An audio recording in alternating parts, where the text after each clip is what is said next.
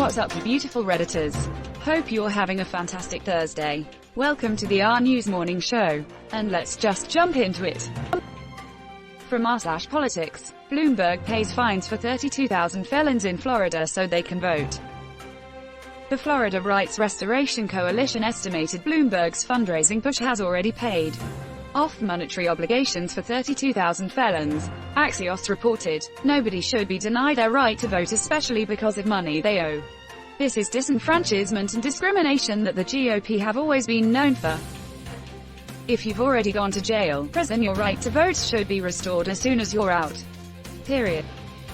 You never stop being a citizen, so you should ever lose your right to vote. And paying taxes. If they expect you to pay taxes after you are out, you should be able to vote. LMAO, conservative are losing their crap at this edit. Hey geniuses, look at the time I posted the comment. When I did, 90% of the comments were, oh wow, literally buying votes. And Democrats love their felons. Quote, oh my god, that top post about Democrats perpetuating voter fraud.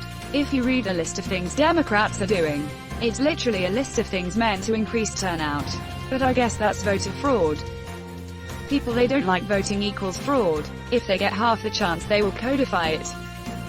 Finally, doing something useful with his money. You're watching the RNEWS show. From r/news. Black man beaten by Georgia sheriff's deputies during a traffic stop says he feared for his life. They already fired one of the officers for excessive use of force. That's how you know it's bad, when they aren't even trying to do the "we are investigating the incident" routine. Well, no crap. The poor guy was assaulted by the cops for being a passenger in a car with a broken tail light. It seems even now that there are certain things that are flatly indefensible. They beat a guy for just being a passenger in an Uber, Lyft. Not even the driver but just the passenger. Abuser. Yeah, America.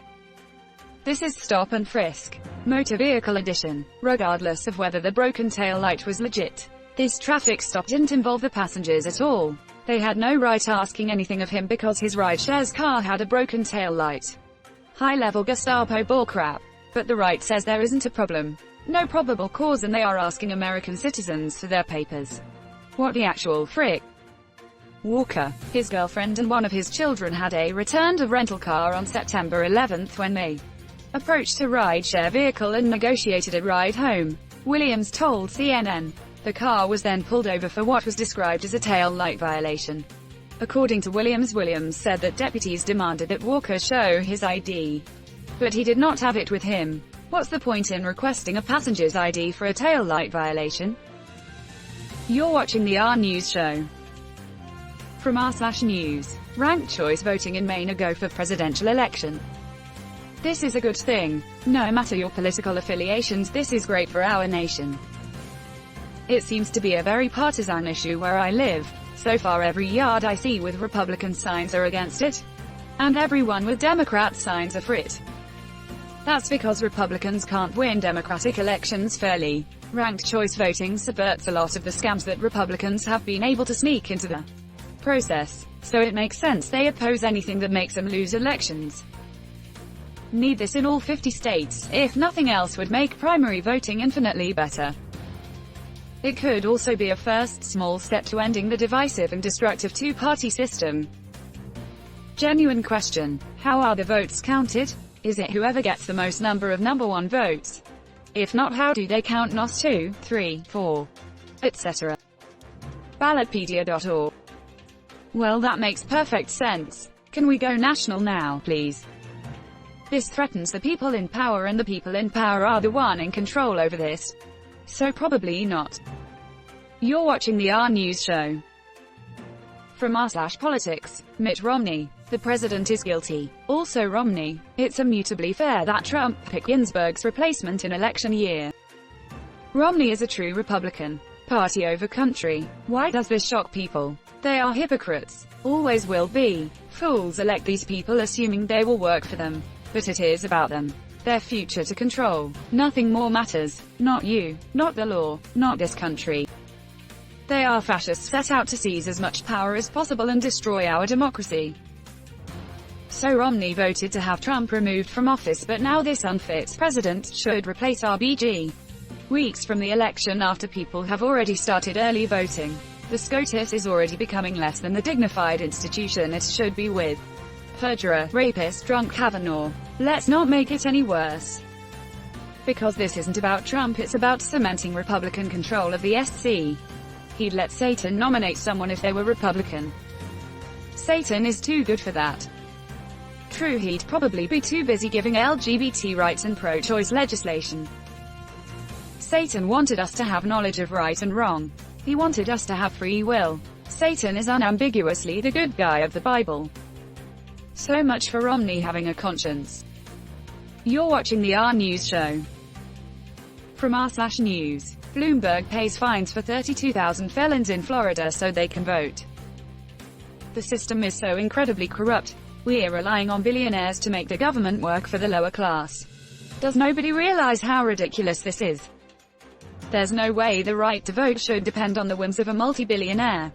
You're absolutely right about that. I think many people realize how ridiculous this is. I suppose it's good that the poll taxes are being paid.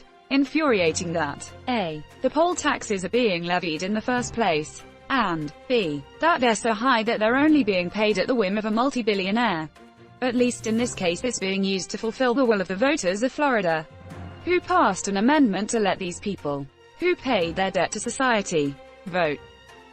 I think a lot of commenters aren't aware of what has happened in FL in the last few years. The citizens voted over 60% to allow ex-felons to regain their right to vote, which previously had kept 1 in 5 African American men from even being eligible to vote in the state. Republicans then decided that, even though the people didn't vote for it, ex-felons couldn't have any outstanding fines or court fees in order to vote. That was challenged as a modern-day poll tax, but has been upheld by conservative courts. This is just Bloomberg giving a middle finger to the Florida state legislature trying to undermine what the people wanted. Republicans know how tight the vote always is, and keeping African American voter turnout low is crucial to their continued control. You're watching the RNEWS show. From r/politics. I'm a lifelong Republican. I'm worried, and I'm voting for Biden. I believe better than legislation, good healthcare and free birth control are the key to reduced abortions. Well, he lost his intended audience right there. But oh so right. Make abortion illegal and let insurers not cover contraception and abortion rates will skyrocket. So much for saving unborn babies. The problem is that too many of those who claim to oppose abortion aren't actually concerned about children, or the lives thereof, and rather, fixate solely on forcing women to give birth whether they like it or not. Much of it at the religious level originates largely from seeing the resulting childbirth as a punishment to those harlots who would dare to have extramarital sex, and a desire to return to the days where unmarried and pregnant meant a hasty wedding or complete social ostracization. This quote is always appropriate. I do not believe that just because you are opposed to abortion, that makes you pro-life. In fact, I think in many cases, your morality is deeply lacking if all you want is a child born but not a child fed, a child educated, a child housed. And why would I think that you don't? Because you don't want any tax money to go there. That's not pro-life, that's pro-birth. We need a much broader conversation on what the morality of pro-life is. Tilda Sister Joan Chittister. Note to lifelong Republicans, you paved the way for this to happen. And that's where we're going to end today's show. But if you like what you saw, leave a like, and if you want to see more of the RNEWS show, hit that subscribe button. As always, this has been the RNEWS show and I'll see you tomorrow.